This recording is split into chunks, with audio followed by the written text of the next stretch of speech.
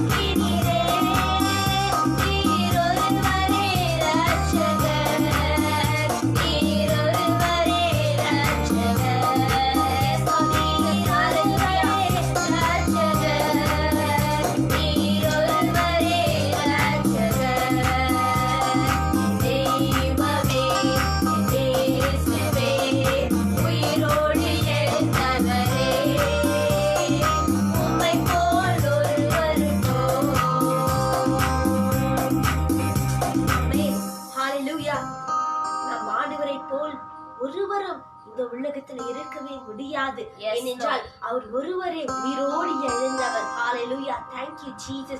ஆகையால் இப்பொழுது நாம் யாவரும் நீரின்றி வாழ்வேது இறைவா, உம் நினைவின்றி மகிழ்வேது தேவா என்று சொல்லி இந்த பாடலை பாடி நம் ஆண்டவரை போற்றுவோமாக.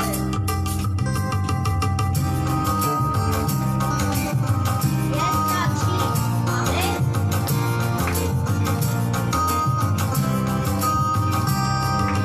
நீரின்றி வாழ்வேது இறைவா, உம் நினைவின்றி மகிழ்வேது தேவா. நீரின்றி வாழ்வேது இறைவா, உம் நினைவின்றி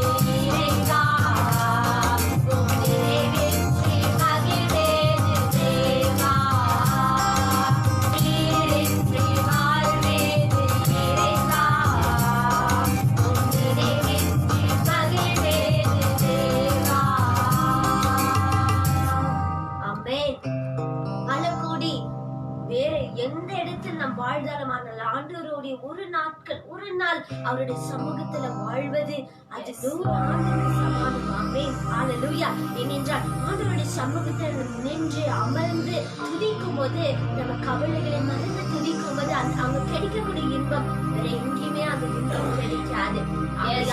இந்த உன்னதமான இந்த கால வேளையில் நாம் யாவரும் இப்பொழுது கண்களை மூடி நம் இறை வாக்குக்காக இந்த தொலைக்காட்சி பாரத்தோடு காணக்கூடிய ஒவ்வொருத்தருக்காக இப்பொழுது நம்ம துடிச்செவிப்போமாக. ஹalleluya. thank you Lord Jesus. நன்றி தகப்பனே.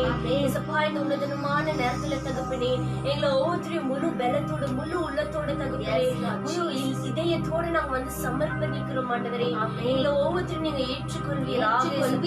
இந்த நேரத்துல விசேஷமாக தகப்பனே நாங்க உங்களுடைய சமூகத்துல ஒரு நாள் வாழ்ந்தாலே தகப்பனே 100 ஆண்டு வாழற மாதிரி தகப்பனே.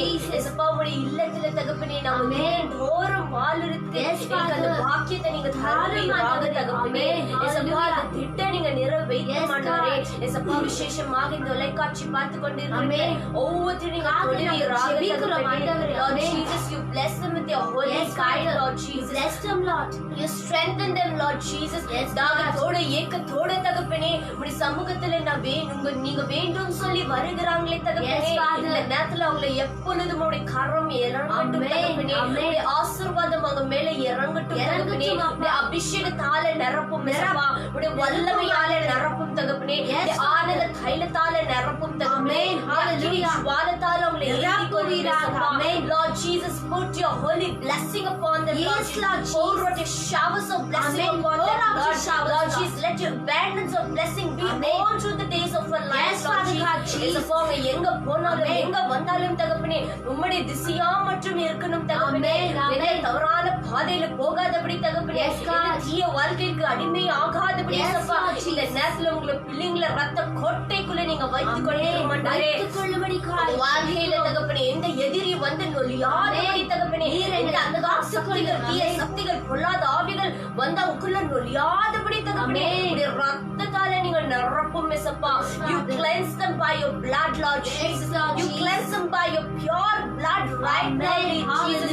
Let all the evil thoughts, let all the evil doings run away from your Lord Jesus. உள்ள இருக்கிற எல்லா அசுத்த காரியங்கள் எது ஆட்டிப்பட்டு கொண்டிருக்குது தகப்பனே.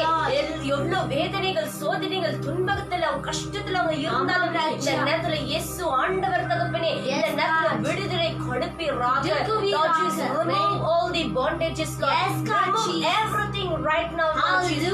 Lord, your blessings, Lord Jesus. Open a new gate, Lord. We are seeking you, Lord Jesus. We are searching for you, Lord. Please let your gates be open so that we, the people of you, can come and enter into your presence, Lord Jesus. இந்த நேரத்துல தகப்பனே இந்த உயிர் உள்ள வார்த்தை கேட்கறதுக்காக செவிகள் ஏசப்பா திறக்கப்படணும் ஆண்டவரே. இந்த அசுத்த வார்த்தைகள் எங்க செவிக்குள்ள போகாதபடி தகப்பனே நாங்க உச்சரிக்கிற ஒவ்வொரு வார்த்தை தகப்பனே உடைய உயிருள்ள வார்த்தையா இருக்கட்டும் தகப்பனே. We submit our messenger on your feet, Lord Jesus. You guide him. It is you who's going to speak every day, Lord Jesus. Even today, Lord, those are waiting for your word. Those are waiting for your food, Lord Jesus.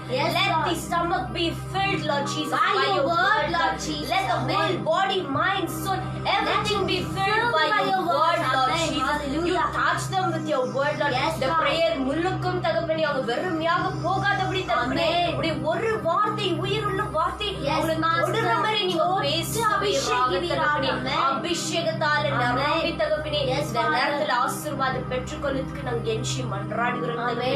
Everything I surrender to your mighty and holy hands, Lord. I close my prayer to Jesus Christ, Lord. Amen. Amen. Amen. ஆண்டவராகிய இயேசுவே உம்மை போற்றுகிறோம் புகழ்கிறோம் ஆராதிக்கிறோம் நன்றி செலுத்துகிறோம். இப்பொழுது நாம் யாவரும் உயிர் உள்ள உணவுக்காக நம்ம காத்திருப்போம்.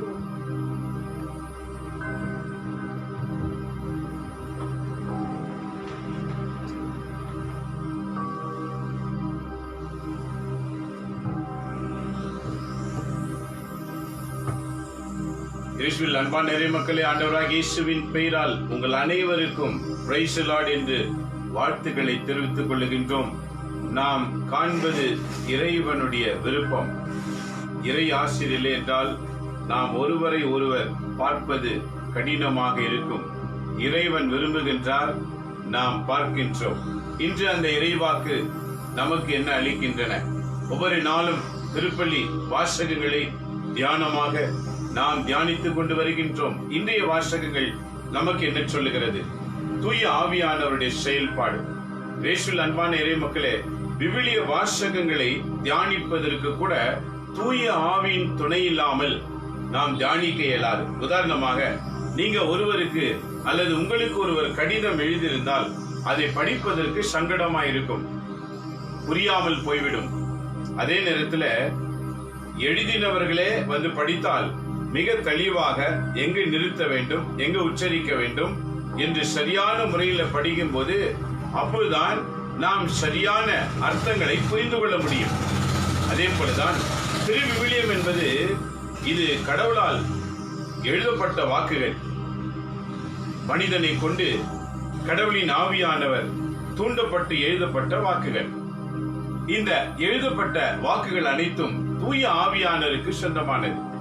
ஏனெனில் அவர் இந்த உலகிலே நமக்காகவே அனுப்பப்பட்டிருக்கின்றார். அவரை நாம் பெற்றுக்கொள்ளும் போது நாம் படிக்கிற வேளையில நமக்கு மிக விரைவிலே புரிகிறதாக மாறும். தூய ஆவியை பெற்றுக்கொள்ளவில்லை என்றால் விவிலியத்தில் இருக்கிற ரகசியம் என்ன என்று நம்மால் அறிந்து கொள்ளவே முடியாது. நம்ம ஞானத்துக்கு ஏற்றவாறு பேசிக்கொண்டே போய் கொண்டிருப்போம். ஆகவே இன்றைக்கு நற்செய்தி என்று சொல்லுகின்றன. இன்றைய நற்செய்தி வாசிக்கும் போது லூக்கா நற்செய்தி 14ஆம் அதிகாரத்துல 1வது வாக்கியம், அதை தொடர்ந்து 7 - 11 வரைக்கும் வெறும் சின்ன விஷயத்தை ஆண்டவர் நமக்கு அறிவு புகட்டுகின்றார். என்ன பாருங்க என்று பார்க்கும் போது ஆண்டவர் சொல்லுகிறார், உங்களை விருந்துக்கு பலர் அழைத்திருக்கலாம், நீங்களும் விருந்துக்கு செல்லலாம். அந்த விருந்துக்கு செல்லும் போது அந்த இடத்துல நீங்க முன்வரிசையிலே அமராதீர்கள். அப்படி அமர்ந்தால் உங்களை விட பெரியவர்கள் யாராவது வந்தால் உங்களை அழைத்தவர்கள் என்ன சொல்வார்களாம்? சற்று இவருக்கு இடம் கொடு என்று சொல்வார்களாம். அப்போது நாம் வெட்கப்பட்டு போய்விடுவோம். ஏனெனில் நம்மையும் அழைத்தவர், நம்மை விட பெரியவர்கள் அழைத்தவர் ஒருவராக தான் இருப்பார். அவர் சொல்லும் போது நாம் பின்னிட்டு செல்ல வேண்டியதாகிவிடும். அப்போது அநேகர் முன்னிலையில அவமானப்படுவோம். ஆகவே விருந்துக்கு செல்லும் போது நீங்க பின்புறமாக அமர்ந்திருங்கள். பின்னே அமர்ந்திருக்கிற உங்களை அந்த அழைத்தவர் கண்டால், ஐயோ நீர் ஏன் பின்புறம் அமர்ந்திருக்கிறீர், முன்புறம் வந்து அமருங்கள் என்று அழைத்தால் உனக்குரிய கௌரவம் உனக்கு கிடைக்கும் என்று இன்றைய நற்செய்தியிலே ஆண்டவர் அறிவு புகட்டுகின்றார். இது எதை குறிக்கிறது பாருங்க. சில விஷயங்களிலே நாம் நாமவே நுழைந்து விடுவோம். அது தவிர்க்கப்பட வேண்டும். அது குடும்ப விஷயமாகட்டும், மற்றவர்கள் விஷயமாகட்டும், அது யாருடைய காரியமா இருக்கட்டும், நாம் அழைத்தால் ஒழிய நாம் அழைக்கப்படாமலேயே நுழைவோம் என்றால் நுழையப்பட்ட அந்த இடத்தில் அவமானப்படுவோம் என்று ஆண்டவர் சொல்லுகின்றார். அது எந்த நிகழ்ச்சி வேண்டுமானாலும் இருக்கலாம். இதுதான் இன்றைக்கு ஆண்டவர் கொடுக்கின்ற அறிவுரை. அழைத்தவர் உன்னை முன்னிலையில் அமர வைத்தால் உனக்கு பெருமை, அழைக்காமலேயே நீ நுழைந்தால் உனக்கு அவமானம் கிட்டும் என்று சொல்லுகிறார். அது பல விதங்களிலே நாம் அலசி பார்க்கலாம். ஒரு சிலர் பேசிக்கிட்டே இருக்குவாங்க, திடீர்னு உள்ளே நுழைவாங்க. பேசுறவங்க என்ன சொல்லுவாங்க, உனக்கும் இதுக்கும் என்ன சம்பந்தம் இருக்கு, ஏன் நீ வரேன்னு கேட்டுடுவாங்க. இது வீட்டிலே நடக்கலாம், இது வெளியில நடக்கலாம், ஒரு குழுவில நடக்கலாம், எங்கேயாவது ஒரு கூட்டத்தில் நடக்கலாம். ஆனா இன்றைக்கு ஆண்டவர் கிறிஸ்தவர்களாகிய நமக்கு அறிவு புகட்டுகிறார். என்ன தெரியும் என்று நுழைந்து விடாதே, அது உனக்கு அவமானத்தை கொண்டு விடும். நீ அழைக்கப்பட்டால் ஒழிய நீ நுழையக்கூடாது என்று சொல்லுகின்றார். பல நேரங்களில நம்முடைய எண்ணங்கள் எப்படிதான் இருக்கும், நாம் நாமவே நுழைந்து விடுவோம், நாம் நாமவே பேசிவிடுவோம். கடைசியில் என்ன சொல்லும், எனக்கும் அதிகாரம் இருக்கிறது, எனக்கும் தெரியும்.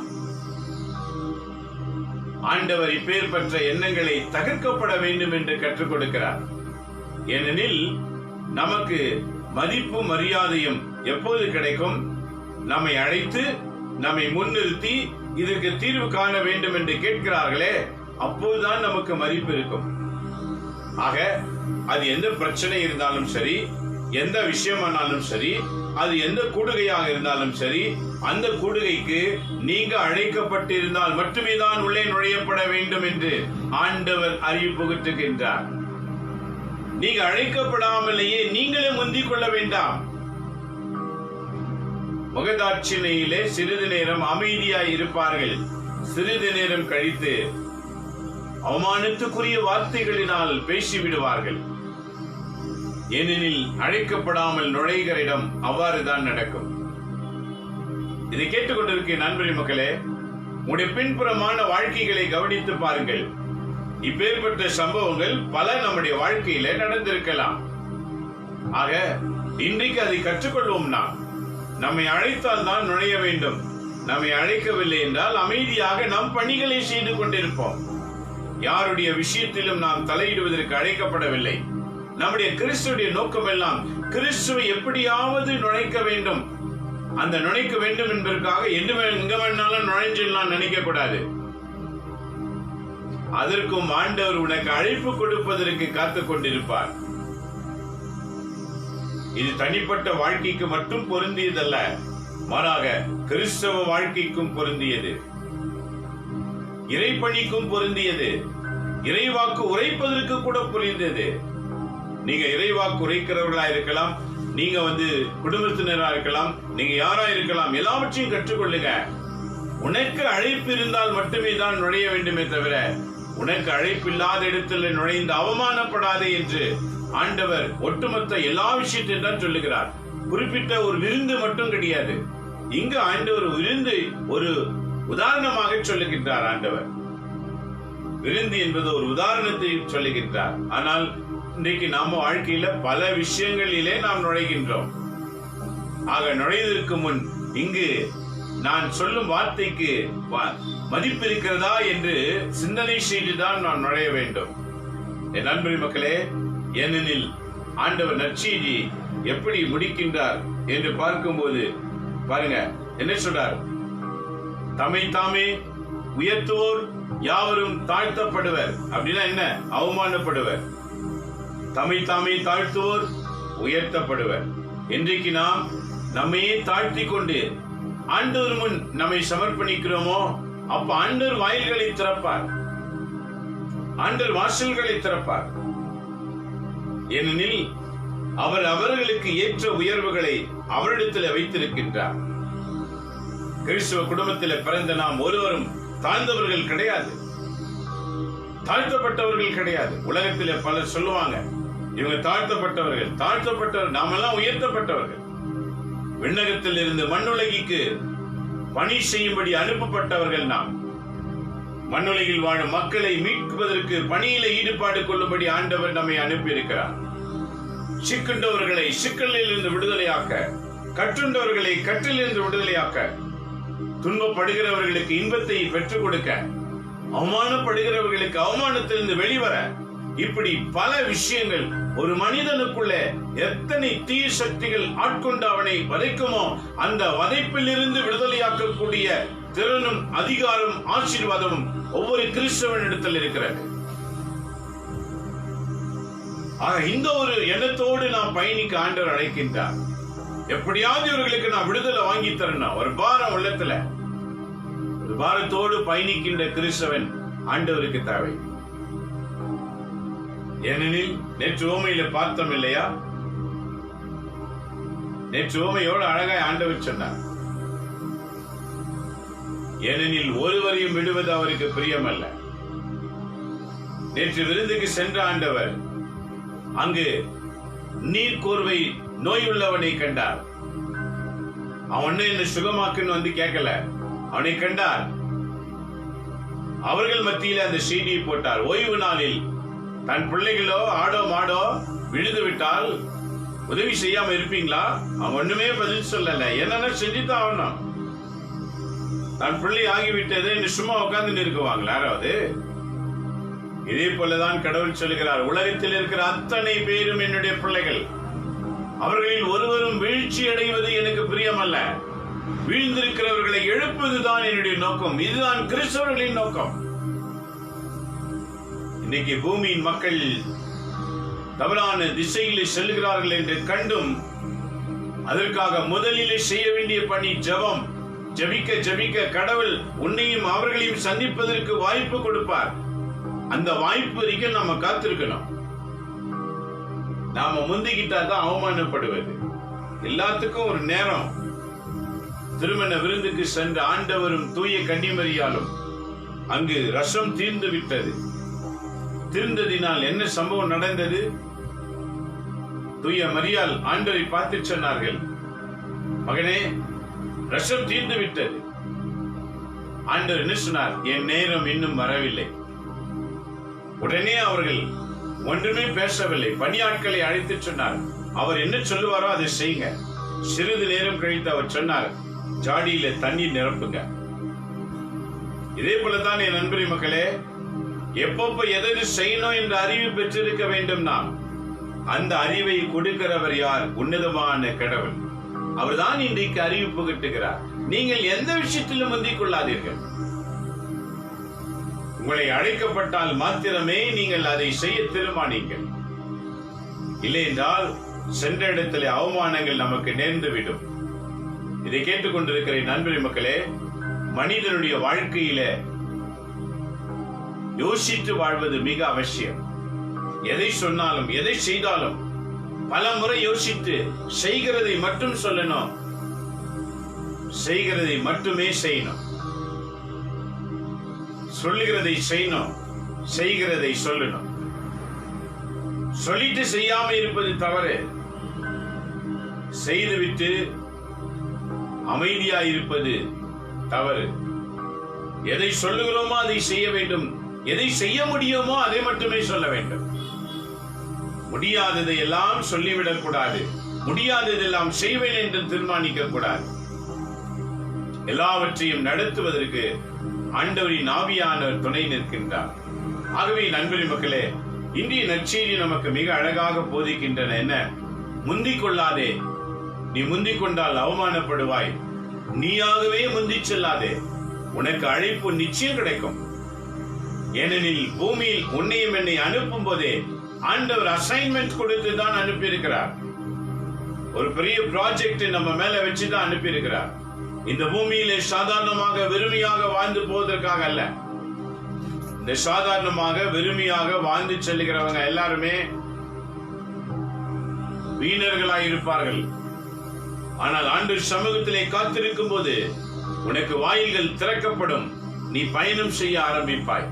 அந்த பயணம் வெற்றியை நோக்கி கடந்து போகும். நண்பரே மக்களே, இன்றைக்கு ஆண்டவருடைய நற்செய்தி, தன்னை தாழ்த்துகிறவன் உயர்த்தப்படுவான், தன்னை உயர்த்துகிறவனோ தாழ்த்தப்படுவான். பல நேரங்களில் பாருங்க, அவங்க பேச்செல்லாம் ரொம்ப பெருசா இருக்கும், பெருமைக்குரியதா இருக்கும். பெருமைக்குரிய ஆவி அவர்களை பிடித்திருக்கும். சிலர் பாருங்க, அனுபவம் பெற்றவங்க பேசவே மாட்டாங்க, அமைதியா இருப்பாங்க. அனுபவம் உள்ளவங்க அப்படிதான். அனுபவம் இல்லாதவங்க அவங்க நினைக்கிறதெல்லாம் சொல்லிக்கிட்டே இருப்பாங்க, ரொம்ப தெரிஞ்ச மாதிரி பேசிக்குவாங்க.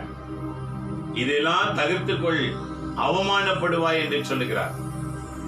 உன்னை எதை கேட்கப்படுமோ அதுக்கு மாத்திரமே பதில் சொல். உன்னை எதற்காக எதிர்பார்க்கிறார்கள் அதை மட்டுமே நீ செய்ய கற்றுக்கொள். அதை மீறி நீ எக்ஸ்ட்ரா ஏதாவது செய்ய போனால் கொஞ்ச நாள் கழித்து உனக்கு அவமானம் தேடி வரும் என்று ஆண்டவர் இன்றைக்கு அறிவு புகட்டுகின்றார். ஆகவே இதை கேட்டுக்கொண்டிருக்கிற நண்பரி மக்களே, நம்முடைய வாழ்க்கையை நிர்ணயிப்போம். எதை செய்ய வேண்டுமோ அதை மட்டுமே செய்வோம். எதை பேச வேண்டுமோ அது மட்டுமே பேசுவோம். எதுவெல்லாம் பேசக்கூடாதோ அதை அமைதியாய் நிறுத்திக் கொள்வோம். நம் எதிரில் இருக்கிறவர்களுக்கு எது சொன்னா கேட்பாங்க என்ற ஒரு எண்ணம் இருக்கிறதோ அப்ப சொல்லுவோம். எதிரில் இருக்கிறவங்க கேட்கவில்லை என்றால் அமைதியை கடைபிடிப்போம். அது நமக்கு நல்லதா இருக்கும். இதுதான் ஆண்டவர் இன்றைக்கு சொல்லிக் கொடுக்கிறார். ஆகவே இன்றைய முதல் வாசகத்தை தியானிக்கும் போது பவுலடிகளார் நல்ல அறிவுரை கூறுகிறார். பாருங்க, பிலிப்பியர் முதல் அதிகாரம் 18 26.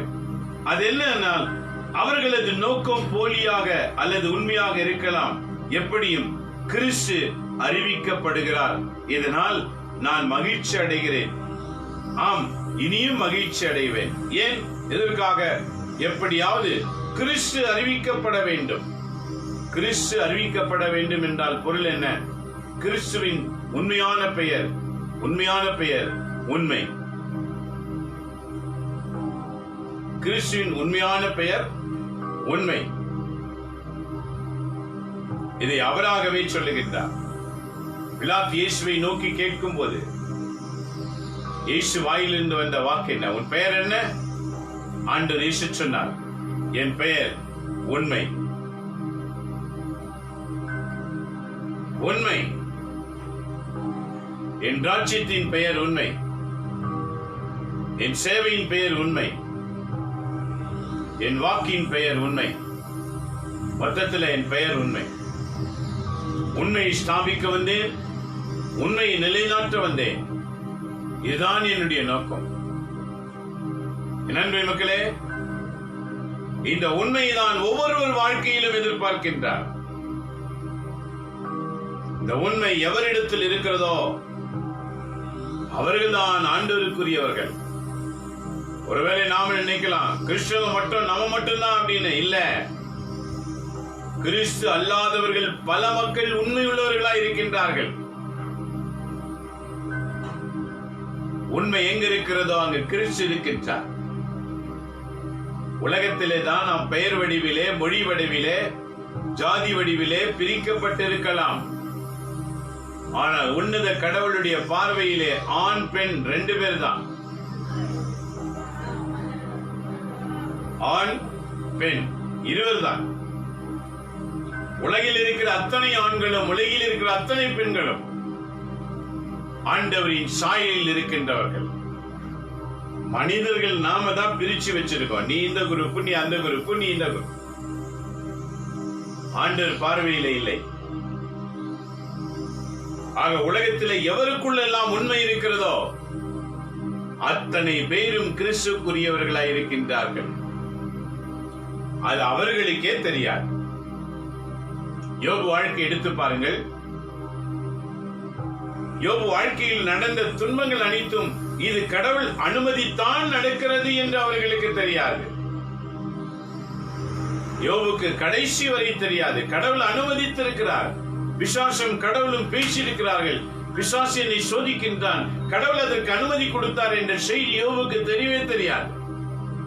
ஆகதான் யோபு பார்க்கும்போது அவர் என்ன செய்தார் என்று சொன்னால், இறுதி காலம் மட்டும் அவர் ஆண்டவருக்குள்ளே தன் வழிகளை விட்டு பிரியாமல் வாழ்கிறவராக இருந்தார்.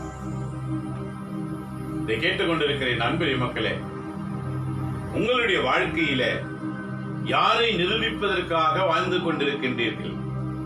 நாம் கேட்பதற்கு அழகாயிருக்கும், பேசுவதற்கு அழகாயிருக்கும். ஆனால் ஆண்டவர் எதிர்பார்ப்பது நம்மிடத்தில் ஒன்றுதான், வாழ்ந்து காட்டுவது. நம் வாழ்க்கை மற்றவர்களுக்கு உதாரணமாய் இருக்க வேண்டும். நம் வாழ்க்கை மற்றவர்களுக்கு ஆண்டவரிடத்தில் ஈர்க்கப்பட்டதாக இருக்க வேண்டும். இதுதான் இன்றைக்கு பவுலடிகளாரும் சொல்கிறார். நோக்கம் என்ன? கிறிஸ்துவுக்குள் வளர்கின்றார்களா? அதுதான் நோக்கம். அவர்கள் வளர்ச்சி அடைவதற்கு நான் ஜெபம் பண்ணுகின்றேன். ஒவ்வொரு கிறிஸ்தவர்களும் முதலிலே செய்ய வேண்டிய முதல் பணி ஜெபம். பிறகு நீங்க நற்செய்தியாளரா, பிறகு குணமளிக்கிறவரா, பிறகு பேய்களை ஓட்டுகிறவரா, பிறகு இறைவாக்கு உரைக்கிறவரா, பிறகு நீங்க மற்ற காரியங்களை சொல்லுகிறவரா, இல்ல அந்நிய பாஷை பேசுகிறவரா, அது பிறகு. ஏனெனில் ஒவ்வொருவருக்கும் அசைன்மெண்ட் இருக்கிற. எல்லாருக்கும் ஒரே அசைன்மெண்ட் கிடையாது. எல்லாரும் ஒரே செயலை செய்தால் மற்றவைகள் எப்படி நடக்கும்? ஒவ்வொருவருக்குமே ஒவ்வொரு செயல்களை கொடுத்திருக்கிறார் ஆண்டவர். அவிடான் கடந்த வாரங்களிலே வாசித்தோம் பாருங்க. லூக்கா 13 அதிகாரத்தில் ஆண்டவர் அழைக்கும் போது சிலரை திருத்தூதர்களாக அழைக்கின்றார். திருத்தூதர் என்றால் பொருள் என்ன?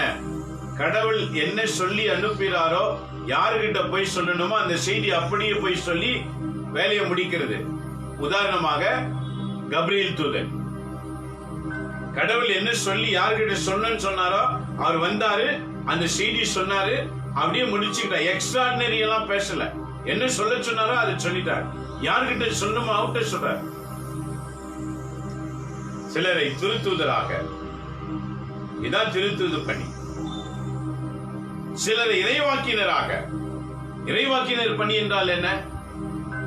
இறைவனுடைய வாயாயிருந்து பேசுகிறவர். இறைவன் என்ன பேச விரும்புகிறாரோ அதை அப்படியே பேசுவது, கலப்படம் இல்லாம. இது இறைவாக்கினர் பணி. அந்த பணியிலே நடக்கிற விஷயங்களில் கூட இடம்பெற்றிருக்கும், நடக்க போகிற விஷயங்கள் இடம்பெற்றிருக்கும், நடந்த விஷயங்கள் இடம்பெற்றிருக்கும். இறைவாக்கினருடைய பணி எப்படி இருக்கு பாருங்க. நடந்தவை, நடக்கிறவை, நடக்க போகின்றவை, 3 காலங்களை குறித்து மட்டும்தான் அவர் பேசுவார். இவர் இறைவாக்கினர். போதகர் என்றும் அழைக்கப்பட்டார்கள். போதகர் என்றால் என்ன? பொதுவாக உலகிலே நடக்கிற எல்லாவற்றையும் வைத்து, விவிலிய வாசகத்தை வைத்து ஈடுபாடு கொடுத்து பேசுவது. இது ஒரு விதமான அழைப்பு. போதகர். சிலரை ஆயராக அழைக்கின்றார். ஆயர் என்றால் யார்? குருக்கள், பாஸ்டர்மார்கள், திருச்சபை நடத்துகிறவர்கள் அனைவருமே ஆயர்களாக குறிக்கப்படுகிறார். ஆயர் என்றால் மந்தையை, தன் கையில் ஒப்படைக்கப்பட்ட மந்தையை சரியான வழியிலே நடத்துவது.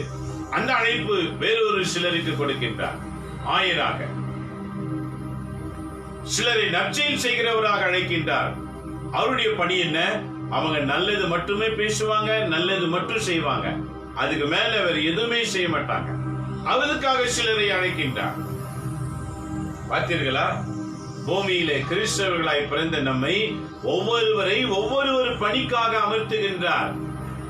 சிலரை திருத்தூதராக, சிலரை இறைவாக்கினராக, சிலரை போதகராக, சிலரை நற்செயல் செய்கிறவராக, சிலரை ஆயராக, இப்படி ஒவ்வொருவரையும் அமர்த்துகின்றார். எல்லாரும் ஒரே செயலை செய்ய முடியாது. எல்லா கிறிஸ்தவர்களும் ஒரே செயலை செய்வதற்காக அழைக்கப்படவில்லை. இப்படி வெவ்வேறு பணிகளை செய்து உலக மக்களை கொண்டு வரும்படிக்காக ஆண்டவர் அழைத்திருக்கிறார். இதுல எந்த பணி உனக்கு என்று முதலில ஜெபம் பண்ணணும். அப்பதான் உனக்கு தெரியும். நண்பர்களே, மக்களே, இதான் இன்றைக்கு பவுல் அடிகளார் நமக்கு தெளிவாக சொல்லுகின்றார். ஆண்டவருக்காக வாழ கற்றுக்கொள்ளுங்கள். என்ன நேர்ந்தாலும் வெட்கமுற மாட்டேன் என்றும் வாழ்விலும் சாவிலும் முழு துணியுடன் கிறிஸ்துவை என் உடலால் பெருமைப்படுத்துவேன். இதுவே என் பேராவல், இதுவே என் நோக்கம். தன்னுடைய விருப்பத்தை எப்படி தெரிவிக்கிறார் பாருங்க. இயேசுவை ஏற்றுக்கொண்டவர்கள் இப்படிதான் அர்ப்பணிக்கப்பட்டு வாழ்வாங்க. எப்படி அர்ப்பணிக்கப்படுவாங்களாம் பாருங்க. 20வது வாக்கியம், இன்றைய முதல் வாசகம் வாசிக்கும் போது 20வது வாக்கியத்தில் என்ன சொல்றார் பாருங்க. என்ன நேர்ந்தாலும் வெட்கமுற மாட்டேன், இன்றும் என்றும் வாழ்விலும் சாவிலும் முழு துணிவுடன் கிறிஸ்துவை என் உடலிலே பெருமைப்படுத்துவேன். இதுவே என் பேராவல், இதுவே என் நோக்கம். உடலில் பெருமைப்படுத்துவேன்னா என்ன அர்த்தம்?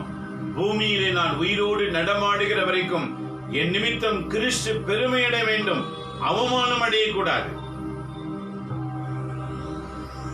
என் அன்பு கிறிஸ்தவர்களே, நல்லா யோசித்து பாருங்க. இன்னைக்கு கிறிஸ்தவர்கள் எத்தனை துறைகளில் இருக்கின்றார்கள்? அரசாங்கத்தில் இருக்கின்றார்கள், அதிகாரிகளாக இருக்கின்றார்கள், அரசியல்வாதிகளாக இருக்கின்றார்கள், காவல் நிலையில் இருக்கின்றார்கள், மருத்துவராக இருக்கின்றார்கள், பார்டர் செக்யூரிட்டியா இருக்கின்றார்கள், ஏர்போர்ஸ் நேவியில் இருக்கின்றார்கள், போலீஸ் துறையில் இருக்கின்றார்கள். கிறிஸ்தவர்கள் எந்த துறையில் இருந்தாலும் அந்த இடத்துல உண்மையான பணி செய்கிறவன் தான் கிறிஸ்துவுக்குரியவன். ஆண்டவர் அமர்த்துகின்றார். உண்மையான பணி அங்கு செய்து மற்றவர்களை ஈர்க்கப்படும்படிக்காக. தீய பணிகளை செய்து தீமையான பெயர்கள் எடுப்பதற்காக அல்ல. இன்றைக்கு பலர் பதவிக்காக, பட்டத்துக்காக, தேவைக்காக தான் ஒரு கிறிஸ்தவன் என்பதை மறந்துவிட்டு செயல்படுகிறவர்கள் இன்றைக்கு அதிகமாக பெருகிவிட்டார்கள். பதவி வேண்டும், பணம் நிறைய சம்பாதிக்க வேண்டும். இன்றைக்கு மேல் பதவியில் இருக்கிற அனைவரும் தான் ஒரு கிறிஸ்தவன் என்பதை உணராமல் வாழ்கிறதை இன்றைக்கு நாம் டிவி நிகழ்ச்சிகளிலும் பேப்பர் செய்திகளிலும் பார்க்கலாம். எத்தனை கிறிஸ்தவன் பெயர்கள் இருக்கிறது. கிறிஸ்து உண்மையை ஸ்தாபிக்க வந்தார் என்று அறிந்து கொள்ளாம வாழ்கிற ஒரு வாழ்க்கை. கழுத்துல ஒரு சிலுவை போட்டுக்க, அது உன்னை கிறிஸ்தவன் என்று வெளிப்படுத்துமா? நிச்சயம் கிடையாது. கிறிஸ்து உள்ளே இருக்க வேண்டும். உள்ளத்தில் இருக்கிற கிறிஸ்து உன் சேவையில, உன் உடையில, உன் பேச்சில, உன் நடைபாவனையில வெளிப்பட வேண்டும். இதான் பவுல் இன்றைக்கு கற்றுக் கொடுக்கிறார். என் வாழ்விலும் சரி, என் சாவிலும் சரி, என் நோக்கம் எல்லாம் கிறிஸ்துவை மகிமைப்படுத்த வேண்டும். என்னால் அவர் மகிமை அடையணும், அவமானம் அடையக்கூடாது. எத்தனை கிறிஸ்தவ குடும்பங்கள் அவமானம் அடைகின்றன. இயேசு இயேசு என்று வாய்க்கிழிய பேசுகிற சொல்லுகிற நாவுகள் கூட அசுத்த வார்த்தைகளும் அசுத்த சேவைகளும் செய்கிறதை இன்னைக்கு நாம் பார்த்து கொண்டிருக்கின்றோம். ஆகவே இன்றைய வாசகம் நமக்கு தெளிவுபடுத்துகிறது, இவைகளில் இருந்து மாற்றம் பெற வேண்டும். நான் என்ன பேசுகிறேன், நான் என்ன செய்கிறேன் என்று சற்று உணர்ந்து பாருங்க. நாம் கெட்டவர்கள் என்ற பெயர் நமக்கு வரவே வராது. இதான் இன்றைக்கு பவுலடிகளார் மிக அருமையாக நமக்கு கற்றுக் கொடுக்கிறார். பிலிப்பியர் முதல் அதிகாரத்தில் 18-26 வரைக்கும் வாசிக்கும் போது அதில் 20வது வசனத்துல மிக அருமையாக அவர் சொல்லுகின்றார். பாருங்க என்ன சொல்றார், என்ன நேர்ந்தாலும் சரி, என் வாழ்விலும் என் சாவிலும் என்னுடைய எல்லா நோக்கத்திலும் நான் கிறிஸ்துவை வெளிப்படுத்துவேன்.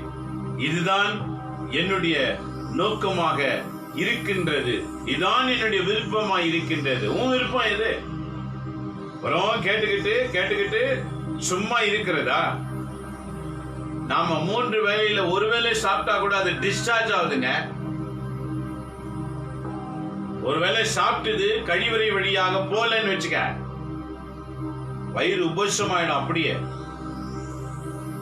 மூச்சு விட முடியாம போயிடும். நாம சாப்பிடுறது உணவு கூட கழிவறை வழியாய் செல்லும் போது நாம் உண்ணுகிற ஒவ்வொரு வாக்குகள் எப்படி ஆண்டவருடைய பாதையிலே நடக்க வேண்டும், அது எப்படி நம்மிலிருந்து வெளிப்பட வேண்டும், அது உள்ளே அப்படியே கேட்டுக்கிட்டு உள்ளே வச்சுக் கொள்வதற்காக ஆண்டவர் கொடுக்கிறாரா?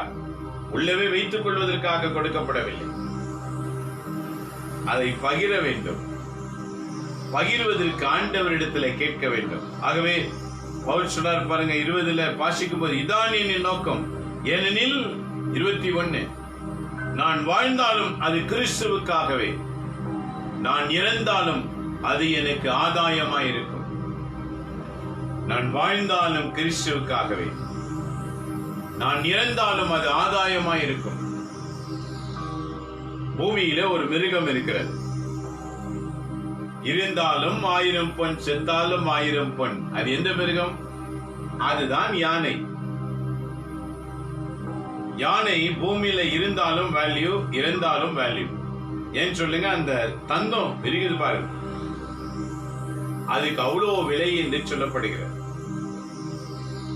நண்பரே மக்களே, ஆண்டவரால் படைக்கப்பட்ட ஒரு மிருகத்திற்கு இருந்தாலும் இல்லாவிட்டாலும் அதுக்குரிய மதிப்பு இருக்கிறது என்றால், படைத்தவரே உனக்குள்ளே வாழும்போது உனக்கு எவ்வளவு வேலிடிட்டி இருக்கணும் என்னைக்காவது யோசித்து இருக்கீங்களா? உன்னத கடவுள் உனக்குள் செயலாற்ற விரும்புகிறார். படைப்புகள் அனைத்தும் உன்னத கடவுளை மகிமைப்படுத்துகின்றன. ஆனால் மனிதர்களாகிய நாமோ நம்ம விருப்பப்படி வாழ்ந்து கொண்டே இருக்கணும். நல்லா தூங்கணும், நல்லா சாப்பிடணும், நல்லா போனோம், நல்லா சண்டை போடணும், நல்லா சம்பாதிக்கணும். எதற்காக கிறிஸ்தவனாய் அழைக்கப்பட்டாயோ அந்த சேவை செய்யாமல் வாழ்கிறவன் விண்ணகத்தை அப்படி எட்டி கூட பார்க்க முடியாது. பால் எவ்வளவு அழகா சொல்லுகிறார் பாருங்க, நான் வாழ்ந்தாலும் அது கிறிஸ்துவுக்காகவே. உன் மனசு என்னைக்கு நான் சொல்லி இருக்குதா, நான் இயேசுவுக்காக வாழ்வேன் அப்படி சொல்லி எத்தனை நாள் பயணம் செய்திருக்கிறது? எத்தனை ஆண்டுகள் பயணம் செய்தது? நிறைய பேர் உற்சாகத்துல நல்லா ஜெபம் பண்ணுவாங்க, உற்சாகத்துல எல்லாம் செய்வாங்க. கொஞ்ச நாள் கழிச்சு அந்த உற்சாகம் அப்படியே மறைஞ்சு போயிடும். மறுபடியும் பழைய வாழ்க்கை போல மாறிவிடுவார்கள். அதல்ல கிறிஸ்தவ வாழ்க்கை. பால் சொல்லுகிறார் பாருங்க, எவ்வளவு அழகா சொல்றார், நான் வாழ்ந்தாலும் அது என் கிறிஸ்துவுக்காக. நான் இறந்தாலும் அது எனக்கு ஆதாயம். ஏன்? என் கிறிஸ்து எங்க இருக்கிறாரோ அங்கு போய் நான் சேர்ந்து விடுவேன். பூமியிலே நான் வாழும் போதும் அவரோடு வாழ்வேன், நான் இறந்தாலும் அவரோடு கூட போய் சேருவேன். என்ன ஒரு நம்பிக்கை! அது சேவையில இருக்கின்றது, சொல்லிலே அல்ல. பெரிய பதவியில அமர்ந்திருந்த பவுலடிகளார் ஒரு சாதாரண சவுலாக இருக்கும் போது பதவியில இருந்தவர், பட்டதாரியா இருந்தவர். அவர் கீழ் பல பணியாட்கள் இருந்தார்கள், கையசைத்தாலே பணி செய்கிறவங்க. அப்பேர் பெற்ற பதவியை உதறி தள்ளிவிட்டு, அரசாங்க பதவியை உதறி தள்ளிவிட்டு கிறிஸ்துவை நோக்கி பயணம் செய்தவர் சொல்லுகின்றார், நான் வாழ்ந்தாலும் கிறிஸ்துவுக்கு, நான் இறந்தாலும் அது எனக்கு ஆதாயம்தான். எனினும் நான் தொடர்ந்து வாழ்ந்தாலும் பயனுள்ள பணி செய்ய முடியும். நான் தொடர்ந்து வாழ்ந்தாலும் பயனுள்ள பணிகளை செய்வேன். பணினா என்ன அர்த்தம்? சேவை, வேலை. பயனுள்ளதை மட்டும்தான் பேசுவேன், பயனுள்ளதை மட்டும்தான் செய்வேன். ஒரு கிறிஸ்தவனுடைய கொள்கை எப்படியா இருக்கணும்னு சொல்லி கொடுக்கிறார் பாருங்க. பயனுள்ளதை மட்டுமே பணி செய்ய முடியும். எனவே நான் எதை தேர்ந்து கொள்வதென எனக்கு தெரியவில்லை. இந்த ரெண்டுக்கும் இடையே ஒரு இழுபறி நிலையில் உள்ளேன். உயிர் நீத்து கிறிஸ்துவோடு இருக்க வேண்டும் என்றும் ஆவல் ஒரு புறம். இதுவே எனக்கு மிக சிறந்தது. என் உடலில் இருந்து உயிர் பிரியும் போது நான் கிறிஸ்துவோடு இருக்கணும், அதான் என் நோக்கம். நீங்க சொல்ல முடியுமா? நல்லா உங்க மனசை கேள்வி கேட்டு பாருங்க. நம்ம மனுஷனுக்கு தெரியும் நல்லா. ஒவ்வொரு மனிதனும் செய்கிறது 3 பேருக்கு தெரியும். அந்த 3 பேர் யார்? ஒன்று செய்கிற மனிதன், அது நானோ நீயோ செய்கிற நமக்கு தெரியும். 2 பசாசு பார்த்து கொண்டிருக்க செய்ய தெரியும். 3 கடவுளுக்கு தெரியும். அது தவிர வேறு யாருக்கும் தெரியாது. என்ன நெருங்கின நண்பர்கள் இருந்தாலும் சில சீக்ரெட் உள்ள மெயின்டைன் பண்ணிட்டே இருப்பாங்க. எல்லா விஷயத்தையும் எல்லாருக்கிட்டையும் சொல்ல மாட்டாங்க. ஆனால் செய்கிற நபருக்கும் கடவுளுக்கும் பசாசுக்கும் தெரியும். பசாசு தெரிந்தால் என்ன செய்யும்? இன்னும் அந்த தவறு எப்படி மறைச்சு வச்சு வாழலான்னு உனக்கு மறைச்சு வச்சே வாழ்க்கையை கத்துக்கணும். கடவுளுக்கு தெரிந்தால் என்ன செய்வார்? உன்னோடு நற்செய்தி வழியாக, ஜெபக்கூட்டத்தின் வழியாக, பைபிளை வாசிக்கிறதின் வழியாக உனக்கு உணர்த்துவார். இது உனக்கு தேவையில்லை, விலகிவிடு. நீ இதை செய்தால் என் ராஜ்யத்திற்கு வர இயலாது. என் நண்பரி மக்களே, யோசிச்சு பாருங்க. உங்க உடலை விட்டு உயிர் பிரியும் போது அது எங்கு செல்லும்? இன்னைக்கு பால் சொல்றார், என் உடலில் இருந்து உயிர் பிரிந்தால் அது கிறிஸ்துவோடு போய் சேரும். ஏனெனில் நான் வாழ்ந்து கொண்டிருப்பது அவருக்காக. இந்த பூமியிலே நான் வாழ்கிற வரைக்கும் அவர் பெருமைப்படுகிறார். ஆகவே என் உயிர் பிரிந்தால் அவரிடத்துல போய் சேரும். நீங்க சொல்ல முடியுமா? உன்னால சொல்ல முடியுமா? நாம இன்னைக்கு சொல்லணும், இன்னைக்கு தீர்மானம் பண்ணணும்.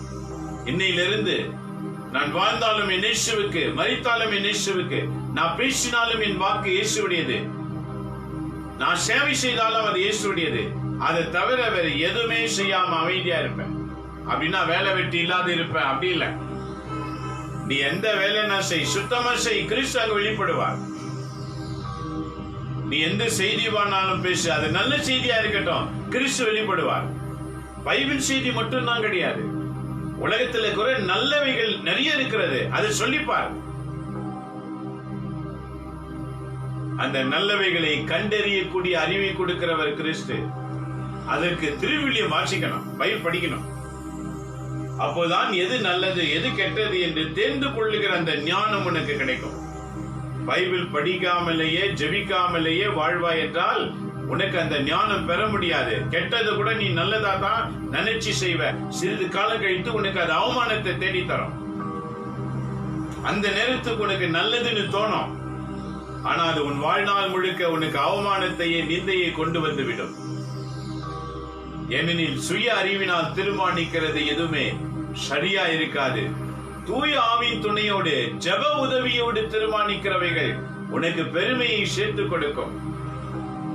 இதுதான் இன்றைக்கு பவுலடிகளார் மிக அருமையாக நமக்கு உரைக்கின்றார். ஆனால் இன்னும் வாழ்ந்தால் ஆண்டவரோடு கூட வாழ்வேன், இன்னும் வாழ வேண்டும் என்பதே என் விருப்பம். இது உங்கள் பொருட்டு மிக தேவையா இருக்கின்றது. உங்கள் பொருட்டுனா என்ன அர்த்தம்? இத படிக்கிற நமக்கு நம்மையும் வளர்க்கிறதா இருக்கிறது. அதான் சொல்லுகின்றார், நான் உங்களோடு இருப்பதால் நீங்கள் நம்பிக்கையில் வளர்ச்சி பெற்று மகிழ்ச்சி அடைவீர்கள். நான் உங்களோடு இருப்பதால் என்றால் பொருள் என்ன? அன்னைக்கு அவர் எழுதி வைத்ததை இன்றைக்கு நாம் வாசிக்கிறோம். நமக்குள்ள ஒரு மகிழ்ச்சி வருகிறது. படிக்க படிக்க எனக்குள்ள ஒரு மகிழ்ச்சி, கேட்க கேட்க உங்களுக்குள்ள ஒரு மகிழ்ச்சி. நானும் இப்படி இருக்க வேண்டும். நமத்திலே பவுல் இருக்கிறார் அல்லவா? உங்களோடு நான் இருக்க மட்டும் உங்கள் அனைவரையும் ஆண்டவரோடு தங்கியிருப்ப செய்வேன். ஆகவே கடைசி வசனம் 26, ஆகவே நான் உங்களிடமிருந்து மீண்டும் வருவதால் கிறிஸ்து இயேசுவின் உறவிலும் வாழும் நீங்கள் என் பொருட்டு இன்னும் மிகுதியாக பெருமிதம் கொள்வீர்கள். கிறிஸ்து இயேசுவின் உறவில் வாழும் நீங்க, நம்ம எப்படி அழைக்கிறார் பாருங்க. கிறிஸ்து இயேசுவின் உறவிலே, உறவு என்றால் ஆண்டவரோடு சேர்ந்து வாழ்வது. அது நம்மை உலகத்திலே மேன்மைப்படுத்தும். கேட்டுக்கொண்டிருக்கிற நண்பரே மக்களே, இத்தனை காலம் நாம் எப்படி வேண்டுமானாலும் வாழ்ந்திருக்கலாம். இன்றைக்கு ஆண்டவர் நற்செய்தியை சொல்லிக் கொடுத்தார். எதையும் முந்திக்கிட்டு செய்யாதீங்க. அழைப்பு கொடுக்கிற இடத்துல மிக அருமையாக எது சொல்லணுமோ எது செய்யணுமோ அது மட்டும் செய்யுங்க. மிதமிஞ்சிதமாய் செய்யாதீர்கள். அது உனக்கு அவமானத்தை தேடி கொடுக்கும். முதல் வாசகத்திலே பால் சொல்றாரு, வாழ்ந்தால் கிறிஸ்துவுக்காக வாழணும். நாம் இறந்தால் கிறிஸ்துவோடு, நான் வாழ்ந்தால் கிறிஸ்துவுக்காக வாழும்போது நான் இறந்த பிறகு கிறிஸ்து எங்கிருக்கிறாரோ அங்கு நான் போய் சென்று விடுவேன். ஏனெனில் ஆண்டவர் இயேசு வாக்கு கொடுத்தார். யோவான் நற்செய்தி 14, நான் திரும்ப வருவேன், நான் வந்து நான் இருக்கும் இடத்தில் நீங்களும் இருப்பீர்கள்.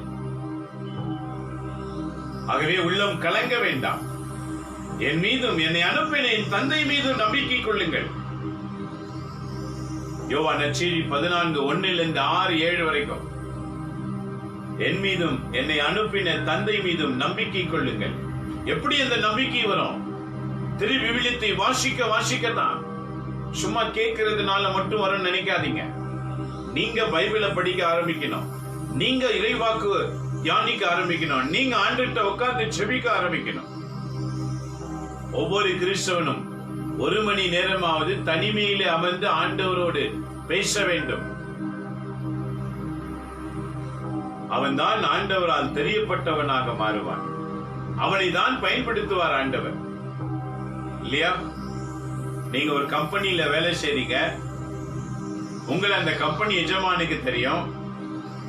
திடீர்னு நான் வந்து உங்க வேலையை செய்யறேன்னு சொன்ன உங்க எஜமான் கொடுத்துருவாரா?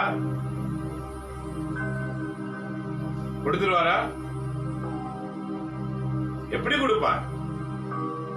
என்ன யாருன்னு தெரியாது.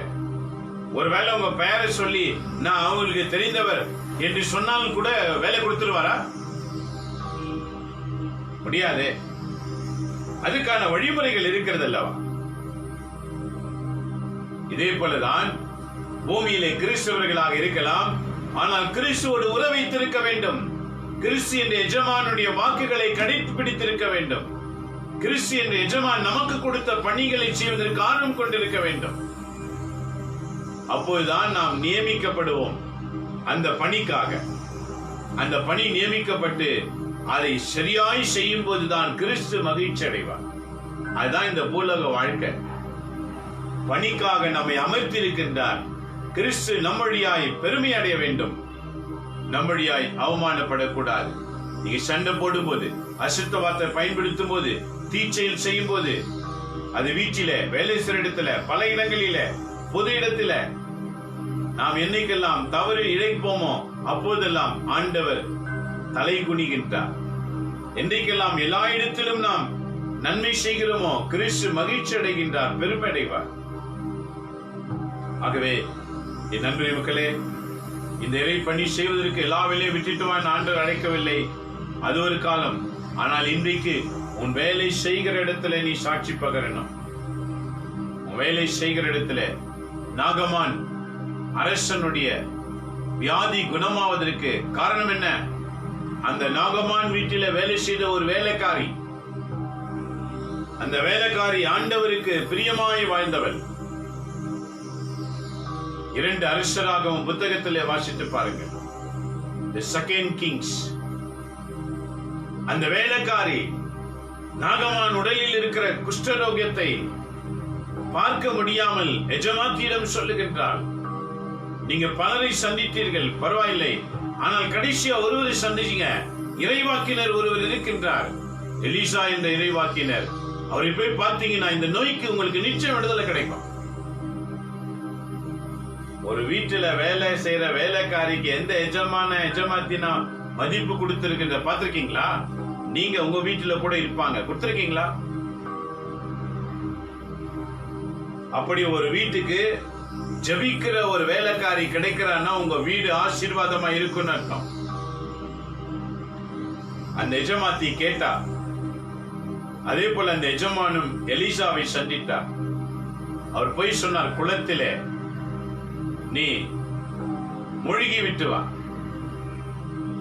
அவர் யோசிக்கிறார், குளத்தில மூழ்கினால் உடலில் இருக்கிற புண்ணுகள் இன்னும் தண்ணிப்பட்டா ஜாஸ்தியான இல்லையா? அம்மா இல்லையா? ஒரு காயம் அடைஞ்சிருக்க மேல தண்ணிப்பட்டா சீக்கு பிடிக்கும் இல்லையா? நாகமான் யோசிச்சிருப்பான்ல, என்னையா மருந்து கொடுப்பாங்க, மாத்திரை கொடுப்பாங்க, இல்ல ஏதாவது அன்னைக்கு இருந்த மருந்து எது இருக்குதோ அதை கொடுப்பாங்க. இன்னைக்கு நிறைய மருந்து இருக்குது, ஆயுர்வேதிக் மருந்துகள், இயற்கையினால் படைக்கப்பட்டது சொல்றாங்கல்ல, அதெல்லாம் போட்டா காயம் நல்லா அந்த மாதிரி கொடுப்பாங்க. ஆனா இவரு போய் தண்ணியில முழுகுன்னு சொல்றாரு. ஆனாலும் அவன் கீழ்ப்படிந்தான். சரி, ஏனெனில் அவர் இறைவாக்கினர். எவ்வளவு மதிப்பு இருக்குது பாருங்க. இறைவாக்கு உரைக்கின்றவர்களுக்கு எவ்வளவு மதிப்பு கிடைக்கின்றது. யாராயிருந்தாலும் கீழ்ப்படிவாங்க. அவனில் அவங்க வாயிலிருந்து வருகிற நற்செயல் தான் அவர்களுக்கு மதிப்பை கொண்டு வரும். எல்லாரும் மதிப்பாங்க. தீச்செயல் வரும்போது ஒருவர் கூட மதிக்க மாட்டாங்க, கொள்ள நினைப்பாங்க. ஆக வீட்டிலும் வெளியிடத்திலும் நற்செயல் புரிய ஆண்டவர் நம்மை அழைக்கின்றார். அவன் கீழ்ப்படிந்தான். அவன் குளத்திலே மூழ்கினான். விண்ணக தந்தையை நோக்கினான், மூழ்கினான். அவன் 10ஆம் முறை எழும்போது அவன் உடலில் இருந்த காயங்கள் எல்லாம் மறைந்து போய்விட்டது. அவன் மகிழ்ச்சி அடைந்தான். நண்பரி மக்களே, அவன் குணமடைவதற்கு காரணம் யார்? அந்த வீட்டில் இருக்கிற வேலைக்காரி. அப்படின்னா என்ன அர்த்தம்? ஆண்டவர் நீ வேலை செய்கிற இடத்துல உன்னை பயன்படுத்த விரும்புகிறார் என்று பொருள். நீ எந்த வேலை செய்கிறாய் என்பது முக்கியமல்ல. நீ இன்ஜினியரா இருக்கலாம், நீ ஆபீசரா இருக்கலாம், நீ சாதாரண பெருகி தொடுகிற வேலை செய்யலாம், அசிஸ்டண்டா இருக்கலாம், காபி டீ கொடுக்கலாம். உனக்கு நியமிக்கப்பட்ட வேலை எதுவோ அந்த வேலையில உன்னை உயர்த்த ஆண்டவர் காத்திருக்கிறார். எப்போது? நன்மையை செய்யும் போது, கிறிஸ்துவுக்காய் வாழ்வேன் என்று தீர்மானிக்கும் போது, பொய்யை விட்டு உண்மையை பேசும்போது, ஆத்திரத்தை அகற்றி அமைதியோடு வாழும் போது, இறைவாக்குக்கு ஏற்றவாறு தன்னை மாற்றிக்கொள்ளும் போது, நீ எந்த இடத்துல பணி செய்தாலும் அந்த இடத்துல உன்னை ஆண்டவர் உயர்த்த காத்துக் கொண்டிருப்பார். ஏனெனில் உன்னுடைய சேவை எஜமான் பார்வைக்கு தெரிய வைக்கிறவர் கடவுள். நண்பரே மக்களே, நல்லா யோசிச்சு பாருங்க. நம்ம செயலிலே மாற்றுதல் மிக அவசியம். நம்ம வாழ்கிற இடத்திலே நம் செயல் மாறுதல் மிக அவசியம். நம் ஆலயத்திலே நம்ம செயல் மாறி இருப்பது மிக அவசியம். தெருவிலே பயணிக்கும் போது நம்ம செயல் மாறி இருப்பது மிக அவசியம். வேலை செய்கிற இடத்திலே நாம் செயல்கள் மாறி இருப்பது மிக அவசியம். எதை கொடுத்தார்கள் அதை சரியாய் செய்து கொடுத்து பெருமையை சேர்த்துக் கொள்ளுங்க என்று ஆண்டவர் உன்னை அழைக்கின்றார். அங்குதான் அவர் மகிமை அடைகிறார். அங்கு பைபிள் வசனம் இல்ல, அங்கு எதுவுமே இல்ல. உன் சேவைதான் வாக்காய் மாறுகின்றது. உன் நற்சேவை அது விவிலிய வாக்காக மாறுகிறது. ஏனெனில் அந்த அறிவை கொடுக்கிறவரே தூய ஆவியானவர். நண்பரே மக்களே, இறைப்பணி என்பது வெறும் இறைவாக்கு மட்டும் நினைக்காதீங்க. இறைவாக்கு மட்டுமல்ல, ஒரு சிலருக்கு சேவையிலே அழைப்பு இருக்கிறது, ஒரு சிலருக்கு சொல்லிலே அழைப்பு இருக்கிறது, ஒரு சிலருக்கு வாழ்ந்து காட்டுகிறதிலே அழைப்பு இருக்கிறது. ஆக வாழ்ந்து காட்டுகிறவர்கள் சொல்ல மாட்டாங்க, வாழ்ந்து காட்டுவாங்க. சொல்லுகிறவங்க சொல்லிக்கிட்டு இருப்பாங்க.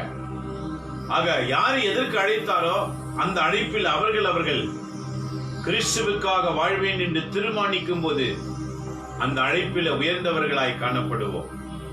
இதுதான் இன்றைக்கு நற்செய்தி வாசகங்கள். ஒப்பு கொடுப்போமா? நம்ம ஒப்பு கொடுப்போம். எப்படி ஒப்பு கொடுக்கணும்? அதற்கு இன்றைய பதிலுரை பாடல் மிக அருமையாக சொல்லுகின்றது. எப்படி ஒப்பு கொடுக்கணும், எப்படி நம்மை கடவுளுக்கு சமர்ப்பணிக்கணும். அன்று சொல்லிட்டார், இனிமே எதிலும் முந்தி செய்யாதே. பவுல் சொல்லிட்டாரு, வாழ்ந்தா கிறிஸ்துவுக்காக, நீ செத்தா கிறிஸ்துவுக்காக. நீ எதை செஞ்சாலும் அவர் மகிமை அடையணும். இதை நாம நிறைவேற்றணும்னா நம்மளை எப்படி கடவுளுக்கு கொடுக்கணும்? இன்றைய பதிலுரை பாடல் மிக சிறப்பாக சொல்லுகிறது. திருப்பாடல் 42, சங்கீத புத்தகம் 42, 1 முதல் 4 வரை 4 வசனம் என்ன சொல்லுகிறார் பாருங்க. கலைமான் நீரோடைக்காக ஏங்கி தவிப்பது போல் கடவுளே, என் நெஞ்சம் உமக்கா ஏங்கி தவிக்கிறது. ஜெபம் எப்படி ஜெபம் பண்ணணும்? வாய்க்கு வந்த மாதிரி பிதட்டி எல்லாம் பேசுறது கிடையாது. தாவீது ஜெபிக்கிற அனுபவத்தை சொல்லிக் கொடுக்கிறார். கலைமான் நீரோடையை பார்த்து கதறுவது போல என் உள்ளம் உம்மை நோக்கி ஏங்குகிறது. இந்த கலைமான் நீரோடைனா என்ன பாருங்க, தெரியுமா? இந்த காட்டுல வெயில் உஷ்ணம் அதிகமாகிவிட்டால் அந்த தாகத்துக்காக, அது தண்ணீருக்காக எங்க இருக்குமோ அப்படின்னு அலைப்பாயும். ரொம்ப வெயில் ஆயிடுச்சுன்னா என்னன்னா, அந்த காணல், நெருப்பு காணல் தண்ணி மாதிரி தெரியும். அப்படியே இத தூர பயணம் செய்கிறவங்களால பார்க்கலாம். நெடுஞ்சாலை, அதாவது ரொம்ப தூரம் பயணம் செய்யறவங்க, உங்களுக்கு அந்த வாய்ப்பு கிடைச்சா, ஒருவேளை இந்த தமிழ்நாடுல இருந்து கன்னியாகுமரிக்கு போக, இந்த பெங்களூர்ல இருந்து கன்னியாகுமரிக்கு போற வாய்ப்பு கிடைக்குதுன்னு வச்சுக்க, லாங் டிராவல். நாங்கெல்லாம் பலமுறை அதை அனுபவிச்சிருக்கோம். அந்த தூரத்துல பார்க்கும்போது அது எப்படி இருக்குன்னா, அப்படி அந்த அனல் அப்படி பறந்துகிட்டே இருக்கும். நமக்கு தெரியும் இது அனல் அப்படின்னு. ஆனா இந்த மானிக்கு எப்படி தெரியும்னா, அது தண்ணி நெஞ்சு ஓடுமா அப்படியே. இங்க தண்ணி இருக்குது, அங்க தண்ணி, ஆனா அது எங்குமே தண்ணி இருக்காது. ஏன்னா அது காணல் இல்லை, நெருப்பு காணல். ஆனா அது ஓடுமா, இங்க தண்ணி அங்க தண்ணி இருக்குமா. தாவீது இதை சொல்றாரு பாருங்க. கலைமான் நீரோடையை பார்த்து வாஞ்சித்து கதறுவது போல என் ஆன்மா என் ஆண்டவரே உம்மை நோக்கி வாஞ்சிக்கிறேன். ஜெபம் எப்படி இருக்குது பாத்தீங்களா? உள்ளத்துல ஒரு ஏக்கம் இருக்குனாங்க.